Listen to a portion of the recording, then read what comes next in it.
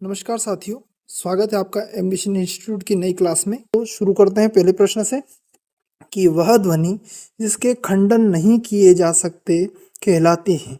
वर्णमाला में वह सबसे छोटी इकाई होती है जिसके खंड नहीं हो सकते, वह होती है वर्ण। क्या कहलाती है? वर्ण। दूसरा प्रश्न देख लेते हैं। हिंदी वर्णमाला में कितने वर्ण हैं? तो कितने वर्ण हैं कुल माला में? कुल वर्ण है 44। तो 11 स्वर होते हैं और 33 व्यंजन होते हैं। कुल मिलाकर 44 वर्ण होते हैं। अगला प्रश्न है, हिंदी वर्णमाला में कुल वर्णों की संख्या है। तो कुल वर्ण कितने हो गए? 44। लेकिन कुल वर्णों की संख्या हो जाती है यहाँ 52। 52 क्यों हो जाती है? क्योंकि इसमें जो विसर्ग, अनुस्वार, अयोगवाह, जो जितने भी संयुक्त वर्ण भी इसमें शामिल हो जाते हैं, तो वह संख्या पहुंच जाती है 52। जैसे हम हिंदी में जितने भी हम अक्षर पढ़ते हैं वो कुल 52 है, बाकी वर्णों की संख्या 44 है। अगला प्रश्न है, स्पर्शी व्यंजनों की संख्या कितनी है? तो स्पर्शी व्यंजन हम जैसे कि हम पढ़ते हैं, क जो है वो कंठ वाले हैं, तालु वाले हैं, मूर्धा वाले हैं, जो होठ वाले हैं या दांतों वाले हैं। तो जो वर्ण है वो जो स्पर्श करते हुए ध्वनित होते हैं उनको स्पर्शी व्यंजन कहते हैं, और उनकी संख्या है 5-5 के वर्ग में कुल 25 उनकी संख्या होती है। अगला प्रश्न देखते हैं, स्पर्शी व्यंजनों को कितने भागों में विभाजित करते हैं? तो जैसे हमने पहले पढ़ा कि 5-5 के वर्ग में है और 5 वर्ग हैं, तो कुल 5 भाग हैं। अगला प्रश्न देखते हैं, व्यंजनों की कुल संख्या मानी गई है। तो हम जैसे हमने पढ़ा कि व्यंजनों की संख्या है 33 और स्वरों की संख्या कितनी मानी गई है? 11। तो ये कुल होकर 44 हो जाते हैं, लेकिन केवल व्यंजनों की संख्या 33 है। अगला प्रश्न है, जिन वर्णों का उच्चारण करते समय अन्य ध्वनि की सहायता नहीं लेते उसे कहते हैं। तो वह हो जाएगा स्वर, कि स्वर का उच्चारण करते समय अन्य किसी ध्वनि की आवश्यकता नहीं पड़ती। जो वर्ण स्वरों की सहायता से बोले जाते हैं उन्हें क्या कहते हैं? तो जो वर्ण स्वरों की सहायता से बोले जाते हैं उनको व्यंजन कहते हैं। अगला प्रश्न है, जो न तो स्वर है और न व्यंजन होता है उसे क्या कहते हैं? तो जो न तो स्वर है और न व्यंजन होता है उसको कहते हैं अयोगवाह, जिसका योग किसी में नहीं होता है। तो अगला प्रश्न है कि अयोगवाह कितने प्रकार के होते हैं? तो अयोगवाह 2 प्रकार के होते हैं। कौन कौन से हो जाएंगे? एक तो अम और अह, जिसको हम अनुस्वार और विसर्ग कहते हैं। अगला प्रश्न देखते हैं कि अयोगवाह हैं तो कौन कौन से हैं? जैसा हमने पहले पढ़ा है कि विसर्ग और अनुस्वार। अगला प्रश्न है कि ए ऐ किस प्रकार के वर्ण हैं? तो ये किस प्रकार के वर्ण हैं? ए और ऐ ये हैं कंठ और तालु से बोले जाने वाले। कौन से हो जाएंगे? कंठ तालु से। अगला प्रश्न है, ओ औ ये किस प्रकार के वर्ण हैं? तो ये हो जाएंगे कंठोष्ठ वर्ण। कंठ और ओष्ठ यानी कि होठ को हम वृत्ताकार करके इनको बोलते हैं, इसलिए इनको क्या कहेंगे? कंठोष्ठ वर्ण। अगला प्रश्न देखते हैं कि निम्न में से अग्र स्वर हैं जो आगे से बोले जाते हैं। तो अग्र स्वर कौन कौन से हो जाएंगे इसमें? ई और री, जिसको हम होठ को या ध्वनि को आगे करके बोलते हैं, इसलिए इनको क्या कहते हैं? अग्र स्वर। तो क्या हो जाएगा? ऑप्शन बी, ई और री। अगला प्रश्न है कि वृत्ताकार स्वर नहीं है। तो अब यहाँ देखना है कि हमको बोलने में, ध्वनि को उच्चारित करने में होठ को या हमारी जीभ को वृत्त के आकार का नहीं करना पड़े, ऐसा स्वर कौन सा है? तो उ, अ, उ, ओ। तो इसमें हमको स्पष्ट दिख रहा है कि अ जो है हमारा वो वृत्ताकार स्वर नहीं है। अगला प्रश्न देखते हैं कि जिह्वा के आधार पर स्वरों के कितने भेद हैं? तो जिह्वा के आधार पर स्वरों के भेद हो जाएंगे 3। कितने हो जाएंगे? 3। अगला प्रश्न देखते हैं, निम्न में से तालव्य ध्वनि नहीं है, जो तालु से नहीं बोली जाती, वह कौन सी हो जाएगी? य और र, यह जो ध्वनि है ये तालु से नहीं बोली जाती। अगला प्रश्न है, निम्न में से उच्चारण सही नहीं है। एक तरफ वर्ण दिए हैं, दूसरी तरफ उनका उच्चारण दिया है कि कौन सा सही नहीं है। क और ख कंठ के हैं, य और व अंतस्थ हैं, प और फ होठ से बोले जाते हैं, सही है। लेकिन गलत कौन सा है? अ आ, ये तालु से नहीं बोले जाते हैं और इनकी सरल प्रभाव में इनकी ध्वनि उच्चारित होती है, यानी कि ये स्वर है, इसलिए इन कैटेगरी में ये नहीं आते हैं। अगला जो प्रश्न है वो देखते हैं, निम्न में से घोष वर्ण नहीं है, तो घोष वर्ण कौन सा नहीं होगा? क ख ब भ ग घ और सभी में, तो इनमें से कौन सा हो जाएगा घोष वर्ण? क और ख ये दोनों घोष वर्ण नहीं है, बाकी ब भ ग घ ये सभी घोष वर्ण है। ये कौन से हैं? सघोष। इसका सही उत्तर होगा अ ए। अगला प्रश्न है, निम्न में से अघोष वर्ण नहीं है, तो अघोष कौन सा नहीं है? तो उसका उत्तर आ जाएगा क ख च छ प स द ध।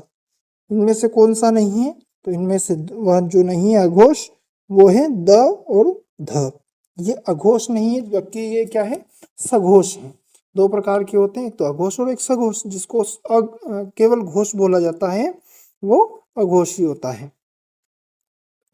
अगला प्रश्न है, निम्न में से अल्प प्राण ध्वनि नहीं है, तो अल्प प्राण ध्वनि कौन सी नहीं है? क ग ख ध प ब अ आ, तो अल्प प्राण कौन सी नहीं है उसका प्रश्न है। तो यहाँ पर ख और ध ये कौन सी है? महाप्राण, जिसको बोलने में ज्यादा ऊर्जा की आवश्यकता होती है उसे महाप्राण कहते हैं, और जिसमें कम होती है उसको अल्प प्राण कहते हैं। तो ये बाकी सब अल्प प्राण है, जबकि ख और ध नहीं है। अगला प्रश्न देख लेते हैं, महाप्राण ध्वनि, तो इसका उत्तर ई च ज प ब श स। तो महाप्राण ध्वनि है कौन सी इसमें? श और स। अगला प्रश्न देखते हैं कि स्वर होते हैं, क्या होते हैं स्वर? अल्प प्राण, महाप्राण, घोष, अल्प प्राण और घोष। तो इसमें से उत्तर हमारा क्या आएगा? तो जो स्वर होते हैं वो अल्प प्राण भी होते हैं और घोष भी होते हैं। तो इसका सही उत्तर हमारा जो होगा वो डी होगा, कि अल्प प्राण और घोष दोनों होते हैं। अगला हमारा प्रश्न है, निम्न में से कौन सा विश्लेषण सही नहीं है? तो विश्लेषण का अर्थ है यहाँ कि जो ये संयुक्त व्यंजन दिए हैं, इन संयुक्त व्यंजन को बनने में कौन कौन से वर्ण प्रयुक्त हुए हैं, कि यह सही दिया है या इनमें से कोई एक गलत है। तो सही नहीं है मतलब एक गलत है, बाकी तीन सही है। तो हम देखते हैं कि क्ष, त्र, ज्ञ और श्र, इनमें से कौन सा सही नहीं है? तो क्ष जो बना है वो क और श से बना है, ये सही है। त्र जो बना है वो त और र से बनता है, बिल्कुल सही है। ज्ञ जो बनता है, जिसको हम ज्ञ पढ़ते हैं, वास्तव में हम ज्ञ गलत उच्चारण करते हैं, वास्तव में उच्चारण जो होता है वो ज्ञ होता है। तो ज और य से मिलकर बनता है, और श्र जो होता है वह श और र से मिलकर बनता है। तो इसका जो उत्तर आएगा ये होना चाहिए, लेकिन यहाँ दे रखा है आधा श और र, तो ये जो हमारा है ये गलत हो जाएगा। चलो अगला प्रश्न देखते हैं। प्रश्न नंबर 25 है, अर्थ व्यक्त करने वाली सबसे छोटी इकाई है। जो सबसे छोटी इकाई है जिसका अर्थ निकलता हो, तो हम वर्ण से कोई अर्थ नहीं निकलता, स्वर का भी कोई अर्थ नहीं निकलता, और वाक्य एक बड़ा लाइन हो जाएगी। तो वाक्य में बहुत सारे शब्द आते हैं, लेकिन अर्थ शब्द से भी निकलता है, इसलिए सही अर्थ क्या हो जाएगा? इसका सही उत्तर हो जाएगा शब्द। अगला प्रश्न देखते हैं कि अनुस्वार और विसर्गों को क्या कहते हैं। इसके हमने पहले प्रश्न किए हैं, स्वर, वर्ण, अयोगवाह या शब्द। तो इसका उत्तर है सी, अयोगवाह। अगला प्रश्न है, नासिक के व्यंजन नहीं है। नासिक की यानी कि जो नाक से नहीं बोला जाए, य, ण, म, य। तो ण, य, ण, म और ये तीनों तो नाक से बोले जाते हैं। हम बोलने में आप एक बार उच्चारण करके देखिए कि आपको नाक से इनकी ध्वनि उच्चारित होगी, लेकिन यह जो है वो नाक से नहीं बोला जाता। तो सही उत्तर हो जाएगा डी, य। अगला प्रश्न है संघर्षी व्यंजन है। तो संघर्षी व्यंजन जो बोलने में संघर्ष हो, जिसको संघर्ष करना पड़े हमको बोलने में, तो संघर्षी व्यंजन कौन से हैं? च छ ज झ नहीं, क ख ग घ क्या ये है, क्या श स स ह या य र ल व? तो बाकी जो तीन हैं वो संघर्षी व्यंजन ना हो करके सरल व्यंजन है, कोई कंठ से बोला जाने वाला है, ये सीधे मुंह से प्रवाहित हो जाते हैं। लेकिन श, श, स और ह ये चारों संघर्षी व्यंजन इनको कहते हैं, क्योंकि बोलने में हमारी जीभ में घर्षण ज्यादा होता है। तो अगला प्रश्न देखते हैं, 29वां प्रश्न है प्रकंपित व्यंजन है जिनको बोलने में कंपन हो। तो ल, ड़, र और अ। तो आपका उत्तर वैसे आ गया होगा कि किसको बोलने में प्रकंपन होता है, र। तो र हमारा प्रकंपित व्यंजन है। फिर अगला प्रश्न है कि उत्क्षिप्त व्यंजन है। उत्क्षिप्त यानी कि ड ढ, क्या ड ढ है, ल र, ढ़ ढ या कोई नहीं। तो इसमें से उत्क्षिप्त व्यंजन कौन सा हो जाएगा? तो हमारा उत्तर है कि उत्क्षिप्त यानी कि जिनमें जो ये नीचे बिंदी आप देख रहे हो इनको उत्क्षिप्त व्यंजन ही, ये दो ही आते हैं, ड़ और ड़। इन जिनके नीचे बिंदु लगती है उनको उत्क्षिप्त कहते हैं। तो ये दो बिंदु इन्हीं के नीचे आती है, तो ये दोनों है। और भी उत्क्षिप्त व्यंजन है जो हम कभी जब विस्तार से कक्षा लेंगे तो उसमें हमको आपको पढ़ाएंगे। फिर आते हैं अर्ध स्वर हैं। आधा स्वर कौन सा है? तो अब हम देखेंगे कि अर्ध स्वर कौन सा है। तो यहाँ अ आ ये तो पूर्ण स्वर है भैया, क ख ये व्यंजन है, कोई नहीं उसका उत्तर हो सकता है। लेकिन य और व इनको हम अर्ध स्वर कहते हैं, क्योंकि इनकी जो उच्चारित ध्वनि है वह स्वर जैसी ही लगती है, लेकिन ये स्वर ना होकर के व्यंजन है, इसलिए इनको अर्ध स्वर कहते हैं। अगला प्रश्न है पार्श्विक व्यंजन है। अब पार्श्विक व्यंजन कौन सा है? र, ल, क और य। तो पार्श्विक व्यंजन की जब बात करते हैं तो उसका सही उत्तर आता है बी, ल। अगला प्रश्न है निम्न में से कौन सी अरबी फारसी ध्वनि नहीं है, जो अरबी और फारसी की नहीं है। तो आपको एक और बात बताते हैं कि अरबी फारसी में जब हम लिखते हैं तो जो नीचे आप बिंदु देख रहे हो, जो पीछे हम ड़ में जो बिंदु देखी बिल्कुल नीचे आती है, और इसमें थोड़ी सी तिरछी नीचे रहती है किंतु तिरछी लगाई जाती है। तो ये क ख में लगाई हुई है, बी क फ ग ज में है, लेकिन सी वाला जो उत्तर है अ ल इसमें नहीं है। तो ये अरबी फारसी की ध्वनि ना हो करके हिंदी या संस्कृत की ध्वनि है। अगला प्रश्न है ह वर्ण का उच्चारण स्थल है। तो इसका अर्थ है कि ह कहाँ से बोला जाता है? तो तालव्य से, स्वर यंत्र से, कंठ से और कोई नहीं। तो ये जो हमारा स्वर यंत्र यानी कि इसको काग कहते हैं, या हम जो जीभ के ऊपर रहता है वहां से ह बोला जाता है, इसलिए इसको बी उत्तर से हो जाएगा, स्वर यंत्र से। अगला प्रश्न है मूर्धन्य ध्वनियां कौन सी होती हैं? वह ध्वनियां जो मूर्धा से बोली जाती हैं। तो प फ ब भ ये कौन सी हो जाएगी? हमारी हो जाएगी ये ओष्ठ ध्वनि। च छ ज झ क्या ये है? तो ये हो जाएगी हमारी तालु वाली ध्वनि। त थ द ध न ये हो जाएगी हमारी दंत वाली ध्वनि। जबकि ट ठ ड ढ ये जो है ये मूर्धा से बोली जाती है, इसलिए ये कौन सी हो जाएगी? मूर्धन्य ध्वनि। तो हमारा सी उत्तर सही हो जाएगा। अगला प्रश्न है हिंदी वर्णमाला में मुख्य या मूल स्वर कितने हैं? तो हम मूल स्वरों की बात करते हैं जब, तो वो कितने हैं? केवल 4 हैं। अब 4 कौन कौन से हैं? अ, ई, उ और ए। या ए को भी कभी कभी नहीं गिना जाता है। तो मूल 4 स्वर कौन कौन से गिने जाते हैं? अ, ई, उ और री। ये जो 4 स्वर हैं इनको ही मूल स्वर गिना जाता है। 37वां प्रश्न है हिंदी वर्णमाला का 11वां व्यंजन कौन सा है? तो हिंदी वर्णमाला का 11वां व्यंजन कौन सा हो जाएगा? ठ, ठ, ट और फ। तो देखो फ तो अंतिम लाइन में आता है तो हो नहीं सकता। ट और ठ क्या ये है? तो ट हो सकता है या ठ हो सकता है, क्या होगा? तो सही उत्तर हो जाएगा हमारा ट। ट क्यों हो जाएगा? क की वर्ग के 5 वर्ण, च के वर्ग के 5 वर्ण 10 और उसके बाद में आता है ट वर्ग, तो ट हो जाएगा हमारा 11वां व्यंजन। ठीक है, अगला प्रश्न देखते हैं। भाषा की सबसे छोटी इकाई क्या है? प्रश्न को ध्यान से पढ़ना। भाषा की सबसे छोटी इकाई क्या है? तो भाषा की सबसे छोटी क्या स्वर है, व्यंजन है, वर्ण है या ध्वनि है? तो भाषा की सबसे छोटी इकाई होती है वर्ण या अक्षर। स्वर, व्यंजन और ध्वनि ये इन्हीं के भेद हैं वर्णों के, लेकिन सबसे छोटी इकाई क्या हो जाएगी? वर्ण। वर्ण के बाद में क्या आता है? वर्ण के बाद में आता है शब्द। शब्द के बाद में आता है वाक्य। तो अगला प्रश्न हम देख लेते हैं। तालव्य व्यंजन है, तो जो तालु से बोले जाते हैं वो व्यंजन कौन से हो जाएंगे? ट ठ ड ढ, च छ ज झ, त थ द ध, प फ ब भ।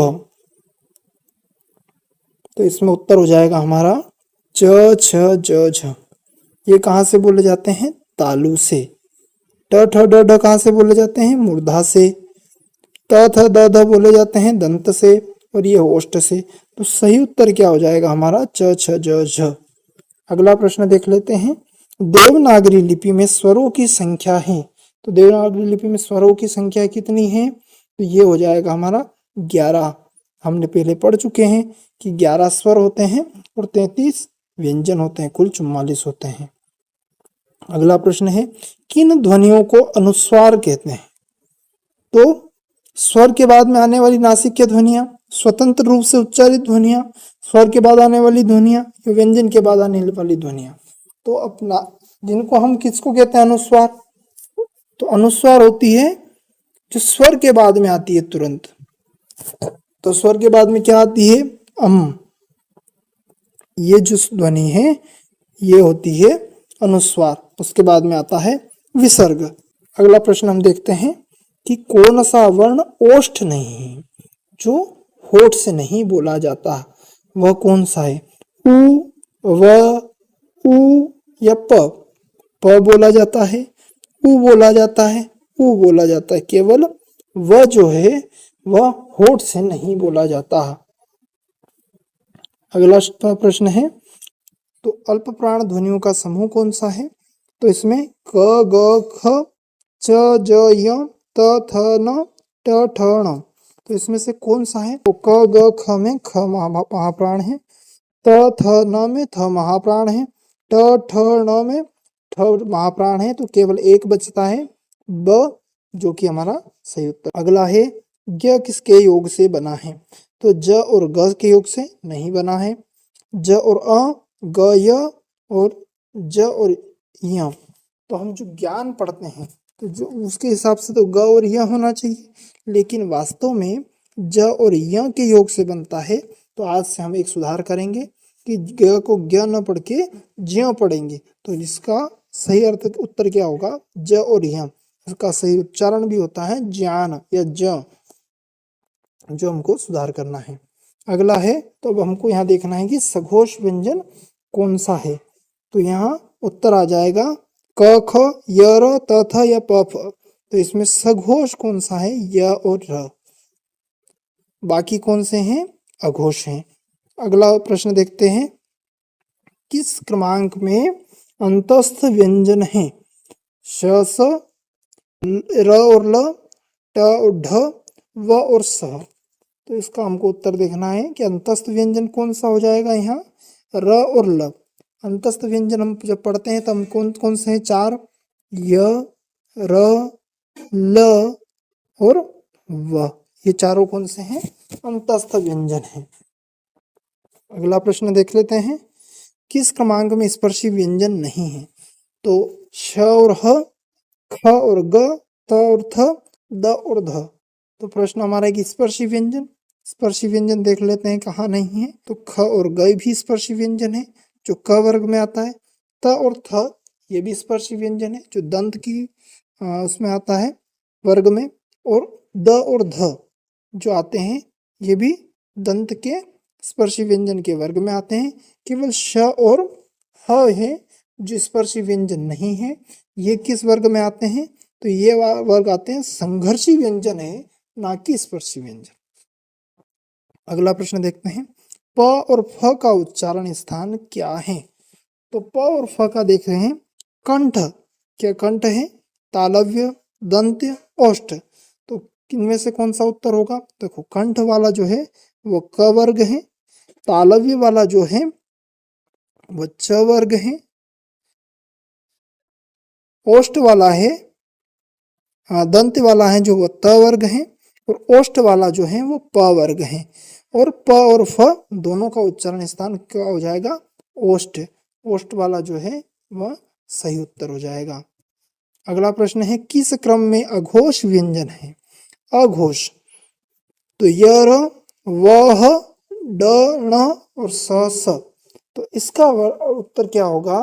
तो इसका उत्तर हो जाएगा श और स। ये दोनों कौन से हैं? अघोष व्यंजन है, ना कि सघोष। अगला प्रश्न हम देख लेते हैं, जो अंतिम प्रश्न हमारा होने वाला है आज का, किस क्रमांक में अंतस्थ वर्ण है? तो किस क्रमांक में है? उ, ई, प और र। तो हम पढ़ चुके हैं पहले कि य, र, ल और व हमारे अंतस्थ व्यंजन है। तो इसमें से र यहाँ उपस्थित है, तो हमारा उत्तर डी सही हो जाएगा। इस पर ये जो 50 प्रश्न होने वाले हैं ये सभी संज्ञा से रिलेटेड होंगे। इनमें से कौन सी जातिवाचक संज्ञा है? तो पहला प्रश्न है हमारा, इसमें 4 ऑप्शन है, लड़की, पूजा, रहीम और हिमालय।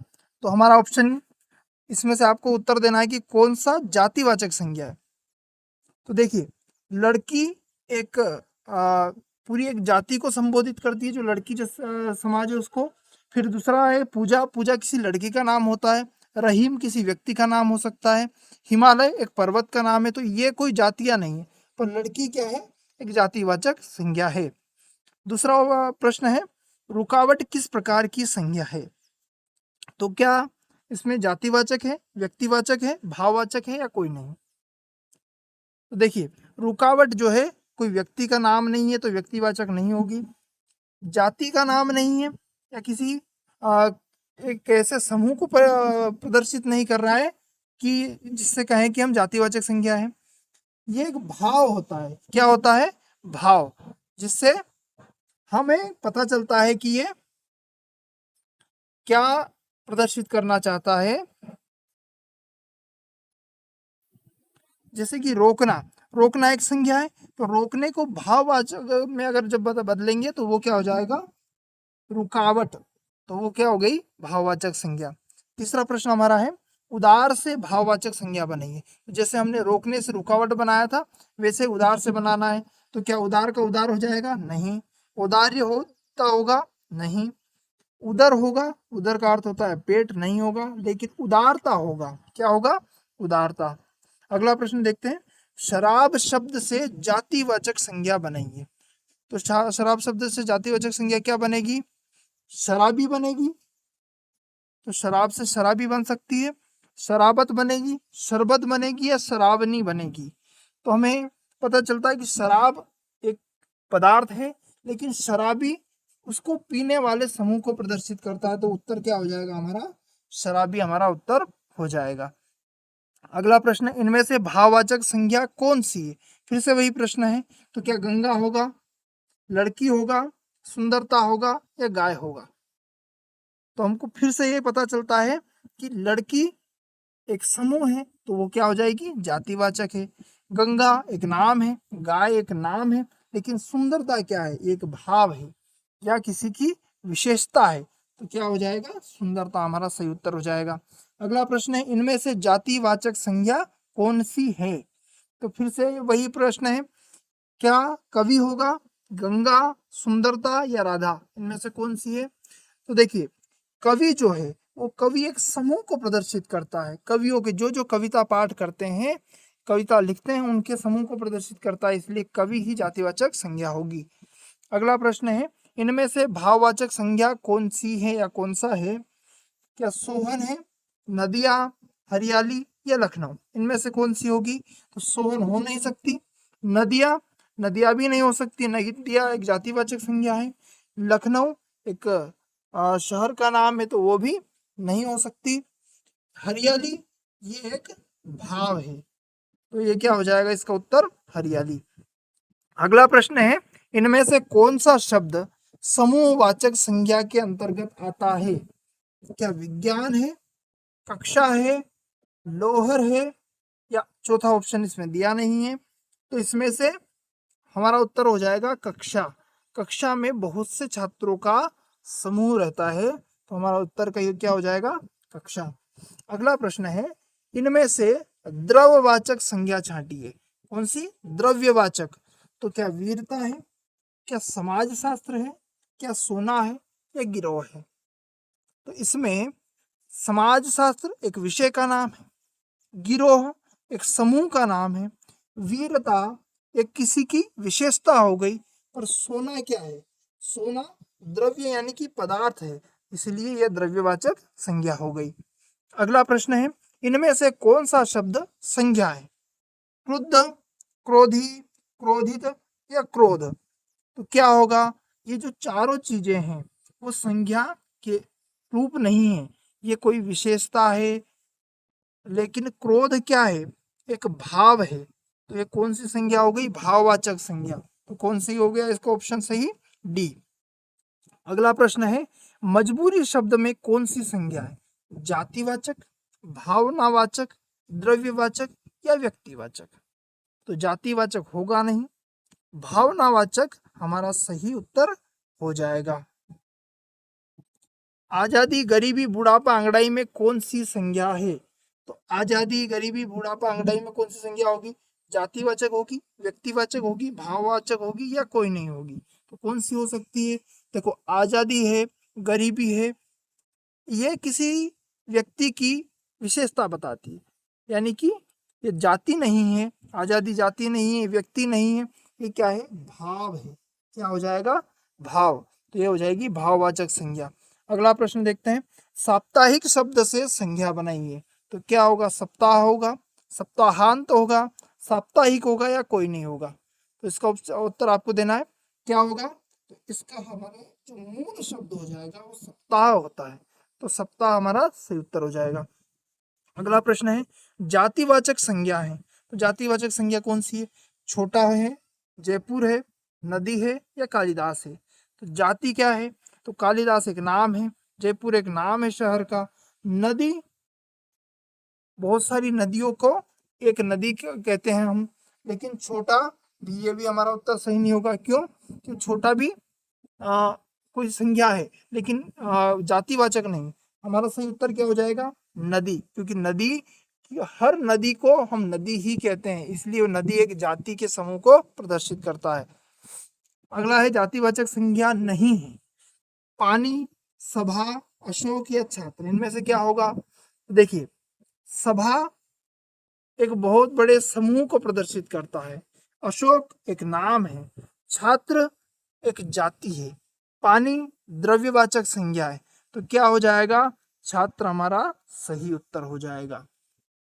अगला प्रश्न है, जातिवाचक संज्ञा है, तो महेश, जयपुर, स्त्री या रामायण, इनमें से क्या होगा?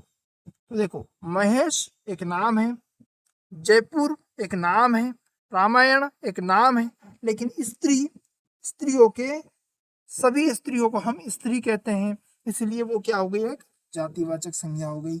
अगला प्रश्न है, किसी वस्तु के गुण, दोष व धर्म का बोध कराने वाले संज्ञा शब्द कहलाता है। किसी वस्तु के गुण, दोष व धर्म का बोध जिससे हो, उसको क्या कहेंगे? तो क्या व्यक्तिवाचक कहेंगे? नहीं, व्यक्ति तो किसी व्यक्ति के नाम को कहते हैं।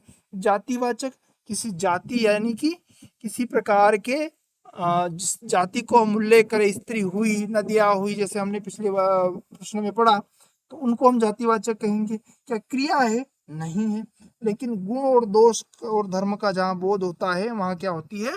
भाववाचक संज्ञा होती है। तो अगला प्रश्न देखते हैं, भाववाचक संज्ञा है क्या जनवरी है, माता है, अशोक है या मानवता है। तो यहाँ सीधा सा हमको उत्तर मिल रहा है कि यहाँ मानवता हमारा सही उत्तर होगा, ऑप्शन डी। अगला प्रश्न है कि भाववाचक संज्ञा है क्या बचपन है, क्या दिल्ली है, पशु है या अशोक है। दिल्ली एक शहर का नाम है, अशोक एक व्यक्ति का नाम है, पशु एक जातिवाचक संज्ञा है, लेकिन बचपन एक भाव है, एक जीवन का एक पड़ाव है, तो उसको हम भाव कहेंगे और वो हमारी भाववाचक संज्ञा हो जाएगी, ऑप्शन ए सही है। अगला प्रश्न है, गुरुत्व संज्ञा शब्द है व्यक्तिवाचक है, भाववाचक है, जातिवाचक है या समूहवाचक है। तो गुरुत्व क्या है, गुरु होता तो वो क्या हो जाता, जातिवाचक हो जाता, लेकिन यहाँ क्या आ गया, गुरुत्व। तो गुरुत्व गुरु होता तो जातिवाचक होता, किसी का नाम होता गुरु का तो व्यक्तिवाचक हो जाता, लेकिन गुरुत्व है तो वो क्या है, भाववाचक संज्ञा होगी। अगला प्रश्न देखते हैं, बुढ़ापा शब्द में संज्ञा है, बुढ़ापा शब्द में संज्ञा कौन सी होगी, क्या भाववाचक होगी, क्या व्यक्तिवाचक होगी, क्या जातिवाचक होगी या द्रव्यवाचक होगी। चार ऑप्शन में से सही उत्तर आपको देना है। तो इसमें बुढ़ापा, बूढ़ा अगर होता तो वो जातिवाचक हो जाती, द्रव्यवाचक नहीं है, व्यक्तिवाचक किसी का नाम नहीं है या तो व्यक्तिवाचक होगी, लेकिन बुढ़ापा क्या है, एक जीवन का पड़ाव है, उसको क्या कहेंगे हम, भाववाचक संज्ञा। अगला शब्द है, रामायण शब्द में संज्ञा है। तो रामायण शब्द में कौन सी संज्ञा है, क्या व्यक्तिवाचक है, क्या जातिवाचक है या क्या भाववाचक है या कोई नहीं है। तो हमारा उत्तर क्या होगा, तो रामायण एक पुस्तक का नाम है, तो कौन सी संज्ञा हो जाएगी इसमें, रामायण कोई भाव नहीं है, कोई जाति नहीं है कि किताबों के समूह को एक किताब, हर किताब को हम रामायण कहते हैं, नहीं, हम एक ही किताब को रामायण कहते हैं, तो उसको क्या हो जाएगी, व्यक्तिवाचक संज्ञा। ठीक है, अगला प्रश्न देखते हैं, इनमें कौन सा शब्द भाववाचक संज्ञा है। तो क्या पेड़ है, क्या पुस्तक है, क्या पढ़ाई है, क्या रजाई है। इसका उत्तर आपको देना है। देखिए, पेड़ जो है ये व्यक्तिवाचक संज्ञा में आएगा, क्योंकि पेड़ के, या फिर इसको जातिवाचक संज्ञा में भी ले सकते हैं हम, पेड़ जातिवाचक संज्ञा आएगा क्योंकि पेड़, किसी भी पेड़ को हम पेड़ ही कहेंगे। पुस्तक है, किसी भी पुस्तक को हम पुस्तक ही कहेंगे क्योंकि वो भी जातिवाचक संज्ञा है। रजाई ये एक द्रव्यवाचक संज्ञा है कि हम रजाई को रजाई कहते हैं, एक रजाई को एक पदार्थ है, लेकिन पढ़ाई, पढ़ाई क्रिया है या भाव है, इसलिए उसको क्या कहेंगे हम, भाववाचक संज्ञा। तो ऑप्शन सी हमारा सही उत्तर हो जाएगा। कौन सा शब्द भाववाचक संज्ञा नहीं है, स्नेह, घृणा, नित्य या सत्य। तो भाववाचक संज्ञा कौन सा नहीं है, स्नेह, घृणा, नित्य, सत्य, क्या उत्तर होगा। देखो, स्नेह एक भाव है, घृणा एक भाव है, सत्य, सत्य हम जब बोलते हैं तो वो भी क्या है, एक भाव है, पर नित्य क्या भाव है, रोज, डेली, तो नित्य हमारा भाव नहीं है, तो हमारा ऑप्शन क्या हो जाएगा सही, नित्य, हमारा ऑप्शन सही हो जाएगा सी। अगला प्रश्न है, कौन सा शब्द जातिवाचक संज्ञा है, कौन सा शब्द जातिवाचक संज्ञा है, हिमालय, गंगा, पवित्रता या नदी। तो हिमालय एक व्यक्तिवाचक संज्ञा है, गंगा व्यक्तिवाचक संज्ञा है, पवित्रता भाववाचक संज्ञा है, लेकिन नदी जो है, नदी एक जातिवाचक संज्ञा। तो हमारा उत्तर कौन सा हो जाएगा, डी सही हो जाएगा। 25 प्रश्न हो चुके हैं, लगभग 12.5 मिनट का टाइम हुआ है, बढ़िया हमारी स्पीड चल रही है। इनमें विशेषण से बनी भाववाचक संज्ञा कौन सी है। तो इनमें विशेषण से बनी भाववाचक संज्ञा कौन सी, मातृत्व, शिशुता, छूटपन या बचपन। तो विशेषता, किसी की विशेषता बताना, या विशेषण, उसका मूल शब्द क्या होगा, विशेषण। तो मातृत्व, माता से मातृत्व बना, तो मातृत्व में क्या विशेषता है, क्या नहीं। शिशु है तो शिशु से शिशुता बना। छूटपन, छोटा है इसलिए छूटपन, बच्चा है इसलिए बचपन। तो इसमें सही उत्तर जो होगा हमारा वह हो जाएगा छूटपन, क्योंकि छोटा एक विशेषता होती है, छोटा होना, इसलिए छूटपन भाववाचक संज्ञा सही हो जाएगी। उड़ना शब्द की भाववाचक संज्ञा है। अब उड़ना शब्द की क्या हो जाएगी? क्या उड़ान होगी, क्या उड़ात होगी, क्या उड़ाई होगी, क्या उड़पन होगी? तो देखिए, उड़ाई, उड़ात और उड़पन, क्या ये शब्द है? क्या हमने सुने हैं? नहीं सुने। तो हमारा सही उत्तर क्या हो जाएगा? उड़ान। अगला प्रश्न है, कौन सा शब्द विशेष शब्द से नहीं बना है? कौन सा शब्द विशेष शब्द से नहीं बना है? तो सरलता बना है क्या, वीरता, मानवता या सुंदरता? तो सरलता एक विशेषता है, वीरता एक विशेषता है, मानवता, क्या मानवता भी एक विशेषता है? सुंदरता भी एक विशेषता है। लेकिन हमारा उत्तर की विशेष शब्द से नहीं बना है। मानव है तो उसमें मानवता स्वाभाविक सी बात है, पर मानव सुंदर हो, वीर हो, सरल हो, यह आवश्यक नहीं है। तो इसका उत्तर हमारा क्या हो जाएगा? सी सही उत्तर हो जाएगा। अगला प्रश्न है, लड़का शब्द में प्रत्यय जोड़ने पर भाववाचक संज्ञा बनेगी। लड़का में कौन सी बनेगी? क्या लड़कापन बनेगा, लड़ाई बनेगा, लड़कपन बनेगा या लड़की बनेगा? क्या उत्तर होगा?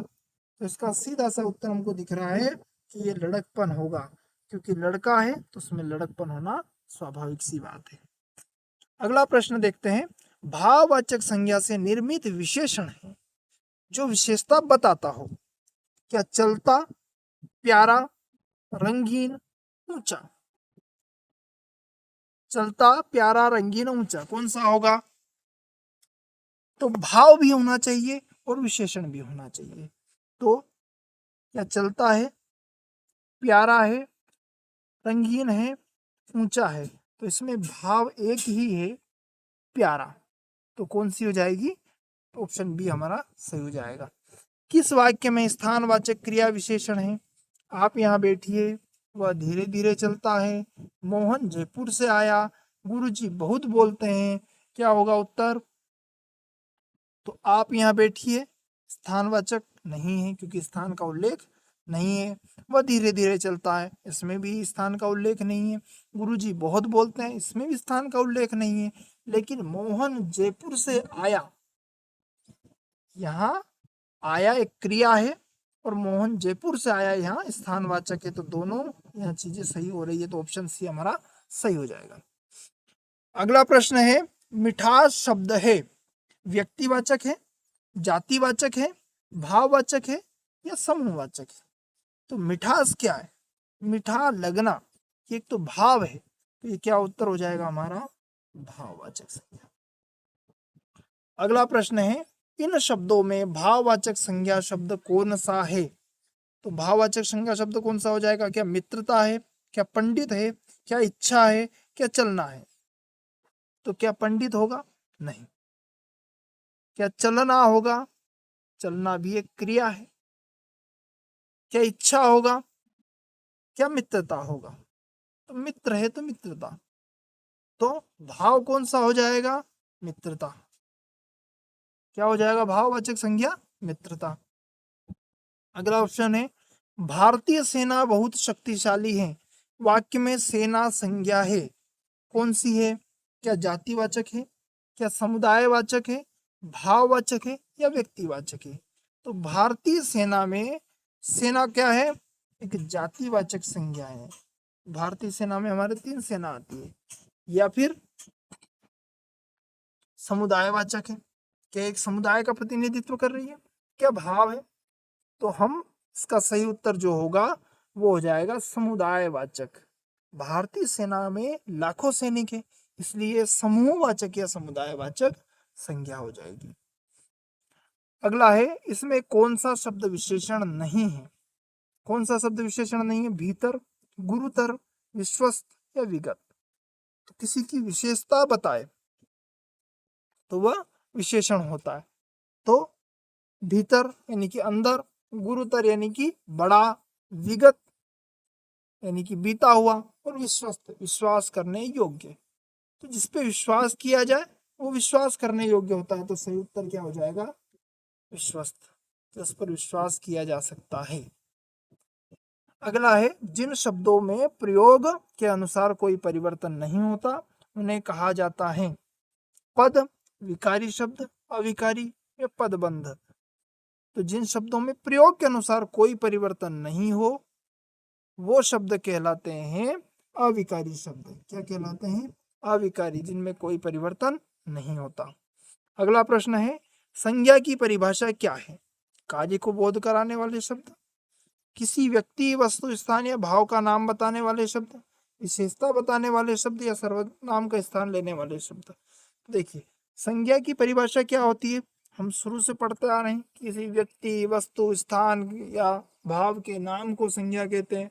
तो सीधा सा हमारा उत्तर यहाँ मिल जाता है कि उत्तर भी हमारा सही होगा। अगला प्रश्न है, निम्नलिखित में से व्यक्तिवाचक संज्ञा कौन सी है? तो व्यक्तिवाचक हमने पढ़ चुका है भैया कि व्यक्तिवाचक संज्ञा कौन सी होगी। तो क्या नदी होगी, शहर होगी, भोपाल, पर्वत, क्या होने वाली है? तो हमको सीधा सा उत्तर मिल रहा है कि नदी जातिवाचक संज्ञा है, शहर एक जातिवाचक संज्ञा है, पर्वत भी जातिवाचक संज्ञा, उत्तर बचता है भोपाल। यही हमारा सही उत्तर है। अगला प्रश्न है, निम्नलिखित में से जातिवाचक संज्ञा कौन सी है? क्या राम है, भारत है, विद्यार्थी है या गंगा है? तो राम एक व्यक्ति का नाम है, भारत एक देश का नाम है, गंगा एक नदी का नाम है, लेकिन विद्यार्थी एक, जितने भी पढ़ते हैं उनको सभी को हम विद्यार्थी कहते हैं। तो ये क्या हो गई? जातिवाचक संज्ञा हो गई। अगला प्रश्न है, ईमानदारी किस प्रकार की संज्ञा है? क्या व्यक्तिवाचक है, क्या जातिवाचक है, क्या भाववाचक है, क्या द्रव्यवाचक है? तो ईमानदारी व्यक्तिवाचक नहीं है, जातिवाचक भी नहीं है, क्योंकि किसी समूह को हम ईमानदार नहीं कहते। एक भाव है, ईमानदारी क्या है? एक भाव है। तो कौन सा उत्तर हो जाएगा? सी हमारा सही उत्तर हो जाएगा। निम्नलिखित में से द्रव्यवाचक संज्ञा कौन सी है? क्या दूध है, क्या बालक है, क्या विद्यालय है, क्या पुस्तक है? क्या हो जाएगी? तो इसमें जो बालक है वो एक जातिवाचक संज्ञा है, विद्यालय है एक जातिवाचक संज्ञा है, पुस्तक है एक जातिवाचक संज्ञा है, लेकिन दूध एक द्रव्य है, पदार्थ है। तो आप यूं अगर सोचते हो कि पुस्तक भी तो कोई पदार्थ है, तो लेकिन पुस्तक के समूह को, सभी पुस्तकों को हम पुस्तक कहते हैं। किसी एक पुस्तक का नाम लेंगे तो वो फिर व्यक्तिवाचक संज्ञा हो जाएगी, लेकिन पदार्थ तो यहाँ केवल दूध ही है, तो हमको द्रव्यवाचक संज्ञा वही होगी। अगला प्रश्न देखते हैं, सेना किस प्रकार की संज्ञा है? तो सेना कौन सी? हमने पहले भी पढ़ा है कि सेना कौन सी है? समूहवाचक संज्ञा है। कौन सी हो जाएगी? समूहवाचक। अगला है, मित्रता किस प्रकार की संज्ञा है? भाववाचक, व्यक्तिवाचक, समूहवाचक या जातिवाचक? तो इस प्रकार का एक प्रश्न पहले भी आ चुका है। तो मित्रता कौन सी हो जाएगी? भाववाचक संज्ञा हो जाएगी। अगला प्रश्न है, निम्नलिखित में से समूहवाचक संज्ञा कौन सी है? भीड़, लड़का, जल और दिल्ली। तो इसमें समूह का नाम लेते ही सीधा सा हमको दिख रहा है कि क्या उत्तर होने वाला है? भीड़। जहाँ भीड़ होती है वहां समूह होगा, और भीड़ में बहुत सारे लोग रहते हैं।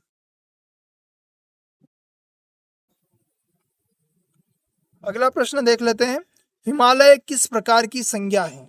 क्या जातिवाचक है, भाववाचक है, व्यक्तिवाचक है या समूहवाचक है? हिमालय शब्द बहुत बार आ चुका है, तो यहाँ क्या उत्तर हो जाएगा हमारा? व्यक्तिवाचक संज्ञा है। अगला प्रश्न देखते हैं, निम्नलिखित में से भाववाचक संज्ञा कौन सी है? मिठास, मिठाई, मिठाई वाला या चीनी? तो यहाँ मिठाई क्या है? एक द्रव्य है, या फिर ये एक जातिवाचक संज्ञा हो गई। चीनी एक द्रव्यवाचक संज्ञा हो गई, मिठाई वाला भी एक जातिवाचक संज्ञा हो गई, लेकिन मिठास क्या है? एक भाव है। तो मिठास क्या हो जाएगी? एक भाववाचक संज्ञा हो जाएगी। यहाँ सोना किस प्रकार की संज्ञा है? द्रव्यवाचक है या जातिवाचक है, भाववाचक है या व्यक्तिवाचक है? तो सोना किस प्रकार की संज्ञा होती है? सोना द्रव्यवाचक संज्ञा हो जाएगी। अगला प्रश्न देखते हैं, विद्यालय शब्द किस प्रकार की संज्ञा है? क्या जातिवाचक है, क्या व्यक्तिवाचक है, क्या भाववाचक है, क्या समूहवाचक है? तो विद्यालय कौन सी हो जाएगी? भाववाचक हो नहीं सकती, समूहवाचक भी नहीं हो सकती, क्योंकि विद्यालय बच्चों का समूह जो होता है, लेकिन वो कक्षा होती है। तो विद्यालय, जितने भी स्कूल हैं सबको हम विद्यालय ही कहते हैं। तो यहाँ कौन सी हो जाएगी? जातिवाचक संज्ञा। क्या हो जाएगी? जातिवाचक संज्ञा। अगला प्रश्न है, निम्नलिखित में से व्यक्तिवाचक संज्ञा कौन सी है? तो यहाँ पर्वत होगा, नदी होगा, गंगा होगा या पेड़ होगा।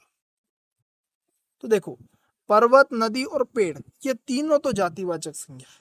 बचता है यहाँ गंगा, जो कि हमारा सही उत्तर है, क्योंकि एक नदी का नाम ही गंगा है।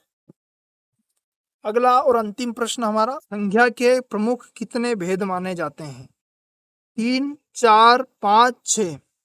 तो संज्ञा के जो प्रमुख भेद माने जाते हैं वो 5 भेद माने जाते हैं। तुम व्याकरण दृष्टि से क्या है? कि तुम व्याकरण की दृष्टि से क्या है? क्या संज्ञा है, क्या सर्वनाम है, क्या क्रिया है या विशेषण है? तो हमको ये जानकारी है कि तुम संज्ञा तो नहीं है, ना ही क्रिया है और ना ही विशेषण है। तो क्या है? सर्वनाम है। तो हमारा उत्तर भी सही हो जाएगा। अगला प्रश्न है, कौन आया था में कौन शब्द क्या है? क्या सर्वनाम है, क्या संज्ञा है, क्या विशेषण है, क्या प्रत्यय है? देखो, संज्ञा नहीं हो सकता क्योंकि एक कोई नाम नहीं है, कोई विशेषता नहीं बता रहा इसलिए विशेषण भी नहीं होगा, कोई प्रत्यय भी नहीं है। ये क्या है? सर्वनाम। और सर्वनाम में कौन सा है? प्रश्नवाचक सर्वनाम ये हो जाएगा। अगला प्रश्न, यह मेरा छोटा भाई है, इसमें यह शब्द व्याकरण की दृष्टि से क्या है? क्या क्रिया है, विशेषण है, सर्वनाम है या संज्ञा है? तो इसमें क्रिया भी नहीं है, यह विशेषण भी नहीं है और संज्ञा भी नहीं है। तो बचा सर्वनाम, तो ये सर्वनाम ही उत्तर हो जाएगा। अगला प्रश्न है, इनमें से कौन सा शब्द सर्वनाम नहीं है?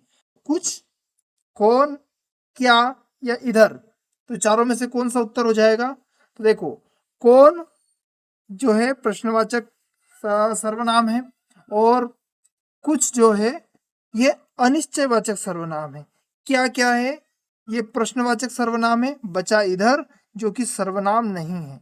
अगला प्रश्न देखते हैं, इनमें से कौन सा सर्वनाम पुरुषवाचक नहीं है? तो कौन सा होगा? क्या कोई होगा, आप, मैं और वे? कौन सा हो जाएगा? देखो, आप जो है ये पुरुषवाचक सर्वनाम है, वे हैं ये भी पुरुषवाचक सर्वनाम है, मैं ये भी पुरुषवाचक सर्वनाम है, लेकिन कोई नहीं है। तो उत्तर क्या हो जाएगा? कोई। ये तीनों ही पुरुषवाचक सर्वनाम है। इनमें से प्रश्नवाचक सर्वनाम कौन सा शब्द है? कौन, कोई, आप या यह? तो देखिए, प्रश्नवाचक की बात आती तो प्रश्नवाचक कौन, क्या, किसने, क्यों, ये प्रश्नवाचक शब्द होते हैं। तो यहाँ केवल कौन है, तो यही हमारा सही उत्तर हो जाएगा। अगला प्रश्न है, कुछ इनमें से किस प्रकार का सर्वनाम है? क्या शब्द है? कुछ। तो ये प्रश्नवाचक है क्या? नहीं है। निश्चयवाचक, अनिश्चयवाचक या पुरुषवाचक क्या होगा? तो क्या प्रश्नवाचक? तो नहीं है ये अनिश्चयवाचक है। निश्चयवाचक या पुरुषवाचक? तो पुरुषवाचक भी ये नहीं है, निश्चयवाचक भी ये नहीं है। तो कौन सा हो जाएगा? ये अनिश्चयवाचक। कुछ का अर्थ कुछ में कि कुछ लोग आए, तो हम अंदाजा लगा पाते हैं क्या कि कितने लोग आए? तो ये अनिश्चित है, तो हम इसका उत्तर क्या हो जाएगा? अनिश्चयवाचक सर्वनाम। अगला प्रश्न है, इनमें से कौन सा वाक्य सर्वनाम की दृष्टि से अशुद्ध है? सर्वनाम की दृष्टि से, मैंने तेरे को बोला था। ऑप्शन बी, तुम्हें आगरा जाना है। कौन आया था? कुछ लोग आपसे मिलने आए हैं। देखिए, वाक्य की दृष्टि से भी मैंने तेरे को बोला था नहीं होगा और मैंने तुझे बोला था ये होना चाहिए। बाकी तीनों सही है और एक ही गलत है, जो ए है वो गलत है। तो हमारा उत्तर क्या हो जाएगा? ए। वह आदमी अच्छा नहीं है में वह शब्द क्या है? क्या सर्वनाम है, क्या संज्ञा है, क्या विशेषण है या समास है? तो क्या है? वह एक सर्वनाम है। हमको इसका उत्तर पता है कि वह क्या है? सर्वनाम है। और सर्वनाम में भी कौन सा सर्वनाम है? ये निश्चयवाचक सर्वनाम हो जाएगा। आंखों से देखा जाता है वह कारक है। अब आंखों से देखा जाता है में कारक क्या होगा? कर्म कारक है, संबंध कारक है, करण कारक है या अधिकरण कारक है? कौन सा कारक हो जाएगा? तो देखो, आंखों से कर्ता ने कर्म को करण, करण में क्या आता है, से और द्वारा, से और द्वारा आता है। तो आंखों द्वारा देखा जाता है या आंखों से देखा जाता है, तो कौन सा आ जाएगा हमारा, करण कारक हो जाएगा। अगला प्रश्न देखते हैं, अपने आप किस प्रकार का सर्वनाम है, पुरुषवाचक है, निश्चयवाचक है, निजवाचक है या प्रश्नवाचक है। तो जब हो ऐसी बात आए कि मैं यह काम अपने आप कर लूंगा, ये मैं ये आप ही कर लूंगा, ये मेरा काम है, ऐसी जब बात आती है तो वो कौन सा हो जाएगा, वो होता है निजवाचक। कौन सा होता है, निज, निजी यानी कि मेरा खुद का निजी है, तो वो कौन सा सर्वनाम होगा, निजवाचक। तो उत्तर क्या हो जाएगा, सी, निजवाचक। चाय में कुछ पड़ा है, इस वाक्य में कुछ क्या है, तो क्या विशेषण है, क्रिया है, समास है या सर्वनाम है। तो हमको पता है कि सर्वनाम ही होगा।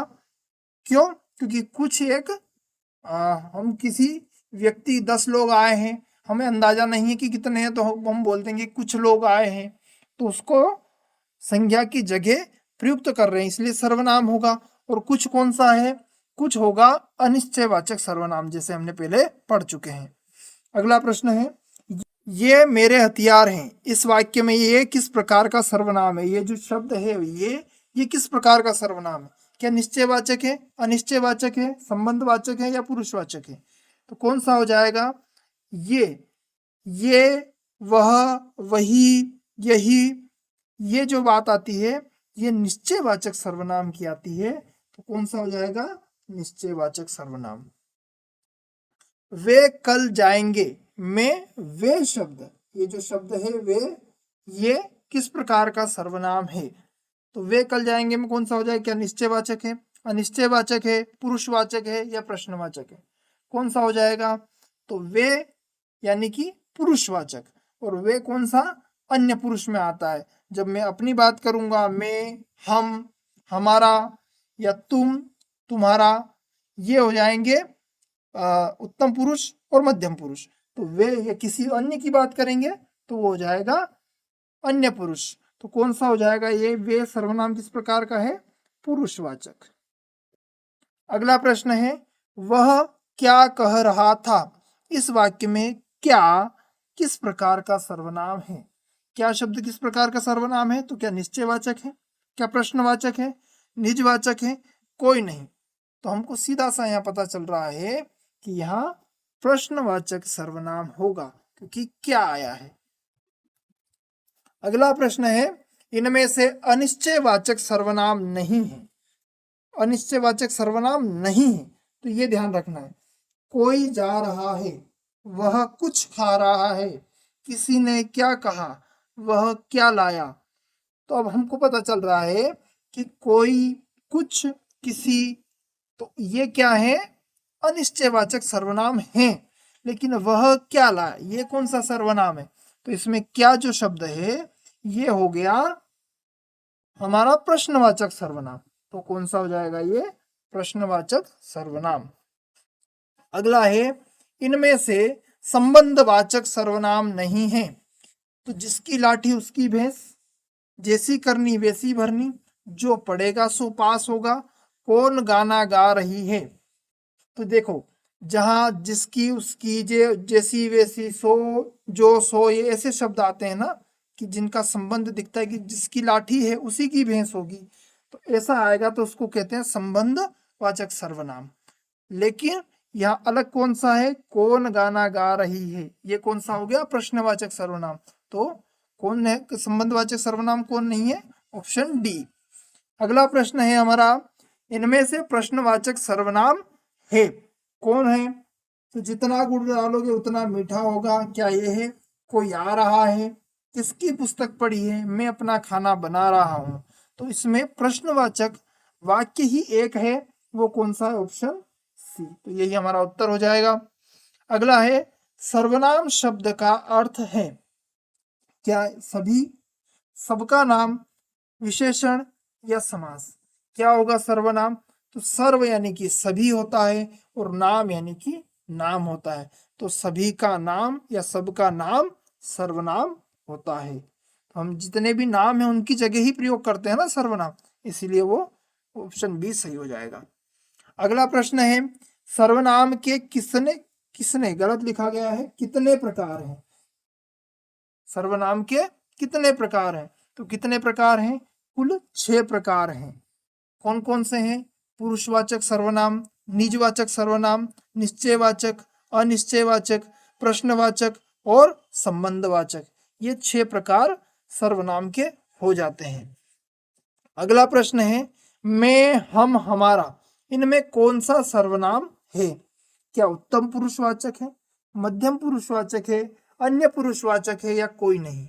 तो जब मैं अपनी बात करता हूं तो हमको ये लेके चलना है कि हम सबसे उत्तम है, और हमारे सामने कोई खड़ा है तो वो मध्यम है, और जो कोई अन्य आदमी है तो वो तो बिल्कुल ही अन्य हो गया, तो वो अन्य पुरुष में आ जाएगा। मैं खुद की बात करूंगा तो मैं उत्तम पुरुष हूँ, तो मैं, हम, हमारा कौन सा हो जाएगा, उत्तम। हमको कभी भी खुद को छोटा नहीं मानना, हम सबसे उत्तम है, तो उत्तम पुरुष हो जाएगा। तुम, तुझे, आपको, इसमें से कौन सा सर्वनाम है, इनमें कौन सा सर्वनाम है, तो उत्तम पुरुष हो जाएगा, मध्यम पुरुष हो जाएगा, अन्य पुरुष हो जाएगा या प्रश्नवाचक हो जाएगा। तुम, तुझे, आपका, तो प्रश्नवाचक तो होगा नहीं। मध्यम पुरुष होगा क्या, क्या उत्तम पुरुष होगा, तो उत्तम पुरुष तो खुद के लिए प्रयुक्त करते हैं और किसी अन्य के लिए अन्य पुरुष व्यक्त करते हैं, पर तुम के लिए हम क्या प्रयोग करेंगे, मध्य पुरुष, तो ऑप्शन बी हमारा सही उत्तर हो जाएगा। अगला प्रश्न है कौन, क्या, किसकी, कहाँ, इनमें कौन सा सर्वनाम है। क्या पुरुषवाचक है, निश्चयवाचक है, प्रश्नवाचक है या संबंधवाचक है। तो इसका उत्तर क्या हो जाएगा, इसका उत्तर हमको सीधा पता चल रहा है, कौन, कहाँ, किसकी, कहाँ, तो इसमें प्रश्नवाचक सर्वनाम, ऑप्शन सी हमारा सही उत्तर हो जाएगा। अगला प्रश्न है संज्ञा के स्थान पर काम आने वाले शब्दों को क्या कहते हैं। तो इसका उत्तर देखने की आवश्यकता ही नहीं है कि संज्ञा के स्थान पर क्या आते हैं। ऑप्शन क्रिया होगा क्या, सर्वनाम, अवयव, विशेषण, तो एक ही हमको पता है कि सर्वनाम ही होगा। अगला, कोई कुछ शब्दों में सर्वनाम है, कोई और कुछ, क्या निजवाचक है, क्या प्रश्नवाचक है, क्या अनिश्चयवाचक है या निश्चयवाचक है। तो हम इतनी प्रश्न कर लिए, हम अब तो हमको जानकारी हो जानी चाहिए कि कोई कुछ में हम अंदाजा नहीं लगा सकते कि कुछ मतलब कितना, तो वो कौन सा होगा, अनिश्चय, जिसको निश्चित ना किया जा सके अनिश्चय, और जिसको निश्चित किया जा सके वो निश्चयवाचक हो जाएगा। अगला प्रश्न, उत्तम पुरुषवाचक सर्वनाम कौन सा है। उत्तम पुरुषवाचक सर्वनाम कौन सा हो जाएगा, क्या तुम, तुम्हारा है, यह, वह है, उनसे, उनको है या मैं, हम है। तो मैंने भी जैसे पहले बताया कि मैं यानी कि खुद को हमको उत्तम मानना है, तो हमारा ऑप्शन डी करेक्ट हो जाएगा। अगला प्रश्न है संबंधवाचक सर्वनाम का उदाहरण है। तो संबंधवाचक क्या हो जाएगा, क्या जो, सो है, कौन है, तुम या कुछ, क्या उत्तर होगा। तो हमने पढ़ा है कि जहां संबंध दिखाना हो, जैसी करनी वैसी भरनी, जो पढ़ेगा वो पास होगा, तो वैसे यहाँ क्या दे रखा है हमको, जो और सो, तो उत्तर ए हमारा सही ऑप्शन हो जाएगा। अनिश्चयवाचक सर्वनाम का उदाहरण है, 4 ऑप्शन है, कौन गाना गा रहा है, जैसी करनी वैसी भरनी, कोई आ रहा है, वह पुस्तक मेरी है। क्या हो जाएगा, तो कौन गाना गा रहा है, ये तो कौन सा हो गया, प्रश्नवाचक। जैसी करनी वैसी भरनी कौन सा हो गया, ये हो गया संबंधवाचक। वह पुस्तक मेरी है, तो जब मेरी कोई चीज है तो वो कौन सा हो जाएगा, ये हो जाएगा निजवाचक। और कोई आ रहा है, कोई हम निश्चित नहीं कर सकते, तो ये क्या हो जाएगा, अनिश्चयवाचक। तो यही हमारा उत्तर सही हो जाएगा। अगला प्रश्न, अन्य पुरुषवाचक सर्वनाम का उदाहरण है। अन्य पुरुष कौन सा है, उन्हें, उसे, यह, वह, कौन, कब, तुम, आप, क्या हो जाएगा उसका उत्तर। तो कौन, कब, कौन सा हो जाएगा, प्रश्नवाचक, तुम, आप मध्यम पुरुष, और यह, वह कौन सा हो जाएगा, यह हो जाएगा यह निश्चयवाचक, और उन्हें, उसे, ये कौन हो जाएगा, अन्य पुरुष, जो कि हमारा उत्तर सही है। पहली बात तो हमें पुरुषवाचक की जब बात होती है तो यह, वह और कौन, कब को देखने की आवश्यकता ही नहीं होनी चाहिए, क्योंकि हमको वही देखना है जो पुरुषवाचक है।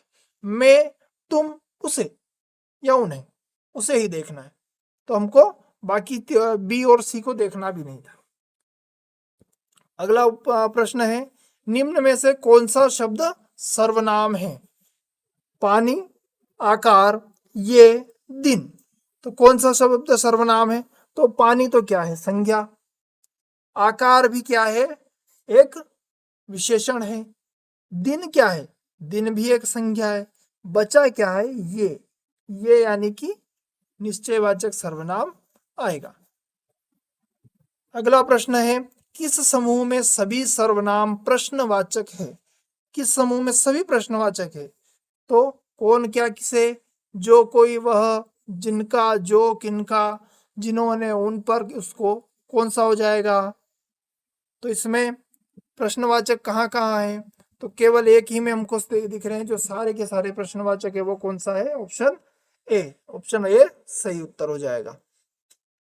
अगला है, किस वाक्य में संबंधवाचक सर्वनाम है? संबंधवाचक हमने पढ़ रखे हैं। अयोध्या जाने के लिए किससे कहूं? क्या ये है? शर्मा जी का घर यह नहीं वह है, क्या ये होगा? इस घड़ी को देखो यह कितनी उपयोगी है, क्या ये होगा? तेते पांव पसारिए जेती लंबी सोर, क्या ये होगा? उत्तर बताइए। तो इसका उत्तर क्या हो जाएगा? Option D. तेते पांव पसारिए जेती लंबी सोर, उतने ही पांव पसारिए जितनी लंबी सोर या कंबल है। तो ऑप्शन डी हमारा सही उत्तर हो जाएगा। अगला प्रश्न है, सामने जो बड़ा महल दिखाई दे रहा है वह मेरा है, इसमें कौन सा सर्वनाम है? पुरुषवाचक, निश्चयवाचक, अनिश्चयवाचक या निजवाचक, कौन सा हो जाएगा? तो इसमें जब बात आती है कि वह मेरा है, तो मेरा में कौन सा हो जाता है? वो हो जाता है निज या मेरा निजी। तो निजी में निजवाचक सर्वनाम हो जाएगा। अगला प्रश्न है, किस क्रम में निश्चयवाचक सर्वनाम का सही उदाहरण है? निश्चयवाचक सर्वनाम का। अरे नालायक, तू इधर क्या कर रहा है? पहला ऑप्शन है, इस पुस्तक को देखो यह कितनी उपयोगी है। ऑप्शन दो, कोई कुछ कहे हमें क्या। ऑप्शन सी, और आपका शुभ नाम क्या है। Option D. क्या हो जाएगा इसका सही आंसर? तो जब निश्चयवाचक की बात आती है तो निश्चयवाचक में क्या आता है? यह, यही, वह, वही। क्या आता है? यह, यही, वह, वही। तो कहाँ है? यह कितनी उपयोगी है, इसी पुस्तक की बात हो रही है। तो ऑप्शन बी हमारा सही उत्तर हो जाएगा। अगला प्रश्न है, घंटी बजी है, कोई आया है, पंक्ति में कौन सा सर्वनाम है? घंटी बजी है, कोई आया है, कौन सा सर्वनाम होगा? क्या निजवाचक है, अनिश्चयवाचक है, पुरुषवाचक है या निश्चयवाचक है? कौन सा हो जाएगा? घंटी बजी है, कोई आया, इसमें कौन सा हो जाएगा? तो जब इसमें आ गया है कि कोई, जहां कोई की बात हो तो वहां आंख बंद करके क्या लगा देना है हमको? अनिश्चयवाचक सर्वनाम। अगला प्रश्न है, किस क्रम में सर्वनाम का भेद नहीं है? कि वो सर्वनाम नहीं है, सर्वनाम का प्रकार नहीं है, यूं समझ लो। क्या पुरुषवाचक है, निजवाचक है, संबंधवाचक है या अस्तित्ववाचक है? क्या उत्तर होगा? तो हमने 6 सर्वनाम जो पढ़े हैं उसमें पुरुषवाचक भी है, निजवाचक भी है, संबंधवाचक भी है, लेकिन क्या नहीं है? अस्तित्ववाचक। अस्तित्ववाचक कोई नहीं है। अनिश्चयवाचक है, निश्चयवाचक है, लेकिन अस्तित्ववाचक नहीं है। तो उत्तर क्या हो जाएगा? डी। अगला प्रश्न है, किस क्रम में प्रश्नवाचक सर्वनाम नहीं है? प्रश्नवाचक सर्वनाम नहीं है। कौन, कैसे, तुम, क्या, कौन सा उत्तर हो जाएगा? तो उत्तर हो जाएगा हमारा उत्तर सी, तुम। कौन, कैसे, क्या, क्या है ये प्रश्नवाचक शब्द है, बाकी तुम जो है वो प्रश्नवाचक नहीं है। कौन सा होगा ये? पुरुषवाचक। अगला प्रश्न, अपने आप यह काम कर लूंगा, इस वाक्य में निजवाचक सर्वनाम कौन सा है? निजवाचक सर्वनाम इस पूरे वाक्य में क्या है? तो जब हम कहते हैं ना कि अपने आप, तो आप जो शब्द है ये क्या होगा? निजवाचक होगा। यही प्रदर्शित करता है कि निजी है। तो आप यह शब्द जो है ये निजवाचक है। तू सर्वनाम का प्रयोग किस क्रम में नहीं होगा? तू शब्द का प्रयोग या तू सर्वनाम का प्रयोग किस क्रम में नहीं होगा? तो क्या समीपता में तू शब्द आता है क्या? तू इधर आ, इसमें क्या आत्मीयता में होगा, अपमान में होगा या संबंध बताने में होगा? तो समीपता में हो सकता है, आत्मीयता में भी हो सकता है, अपमान करने में भी तू शब्द का प्रयोग होता है। लेकिन संबंध बताने में हम किसी व्यक्ति से संबंध बताएंगे कि यह मेरा भाई है, ऐसा नहीं कहेंगे कि तू मेरा भाई है या तू मेरी बहन है, ऐसा नहीं बताएंगे, तो संबंध बताने में नहीं होगा। तो उत्तर क्या हो जाएगा हमारा? डी। अगला प्रश्न है, तू, तुम, आप हिंदी के कौन से पुरुषवाचक सर्वनाम है? यह प्रश्न पहले भी पूछ चुके हैं। क्या उत्तम पुरुष है, क्या मध्यम पुरुष है, क्या अन्य या कोई नहीं है? क्या हो जाएगा इसका उत्तर? तो तू, तुम, आप क्या होगा? उत्तम पुरुष में किसकी बात होती है? मैं खुद की। तू, तुम, आप क्या होता है? मध्यम पुरुष होता है। तो हमारा बी ऑप्शन सही हो जाएगा। अगला प्रश्न है, निम्नलिखित में से सर्वनाम कौन सा है? कौन सा है? राम, सुंदर, वह, विद्यालय। तो राम और विद्यालय ये तो क्या है? दोनों संज्ञा है। बी सुंदर क्या है? सुंदर एक सुंदरता यानी कि विशेषता, यानी विशेषण हो गया। वह बचा जो कि सर्वनाम है। और कौन सा सर्वनाम है? ये निश्चयवाचक सर्वनाम है। अगला प्रश्न, मैं विद्यालय जा रहा हूं, वाक्य में मैं कौन सा शब्द है या मैं कौन सा सर्वनाम है? क्या निजवाचक है, पुरुषवाचक है, संबंधवाचक है या प्रश्नवाचक? कौन सा हो जाएगा? तो मैं, हम, हमारा ये कौन से होते हैं? पुरुषवाचक सर्वनाम होते हैं। और पुरुषवाचक में भी कौन से होते हैं? उत्तम पुरुषवाचक।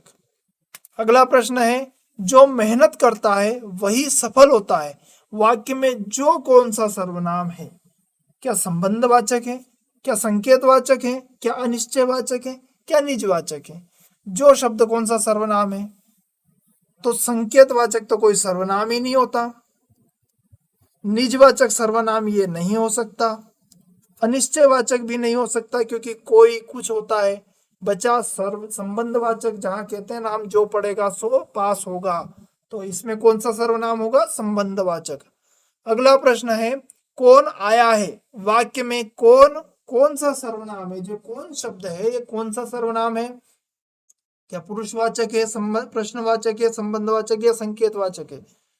तो इसमें संकेतवाचक नहीं होगा, संबंधवाचक भी नहीं होगा, पुरुषवाचक है क्या? नहीं होगा। ये बचा क्या? प्रश्नवाचक, क्योंकि कौन एक प्रश्नवाचक शब्द है, इसीलिए उत्तर बी हमारा सही हो जाएगा। अगला प्रश्न है, यह मेरा घर है, वाक्य में यह कौन सा सर्वनाम है? यह कौन सा सर्वनाम है? क्या प्रश्नवाचक है, संकेतवाचक है, निजवाचक है या संबंधवाचक है? तो हमारा ऑप्शन कौन सा सही हो जाएगा? निजवाचक सर्वनाम हो जाएगा। क्यों होगा? क्योंकि पूरा शब्द पढ़िए, यह मेरा घर है, जब बात मेरी खुद की आ गई कि ये चीज मेरी है तो निजवाचक सर्वनाम हो जाएगा। कोई दरवाजे पर खड़ा है, वाक्य में कोई कौन सा सर्वनाम है? कोई दरवाजे पर खड़ा है, अनिश्चयवाचक है, प्रश्नवाचक है, संबंधवाचक या पुरुषवाचक है? तो कोई कुछ कौन सा सर्वनाम होगा? अनिश्चयवाचक सर्वनाम। अगला प्रश्न है, अपने कार्य स्वयं करो, वाक्य में अपने कौन सा सर्वनाम है? ये अपने शब्द कौन सा सर्वनाम है? क्या पुरुषवाचक है, निजवाचक है, संकेतवाचक है, प्रश्नवाचक? कौन सा हो जाएगा? तो अपने कार्य स्वयं करो, मेरा काम मैं खुद करूंगा, तो कौन सा सर्वनाम हो जाएगा भैया? इसमें हो जाएगा निजवाचक सर्वनाम।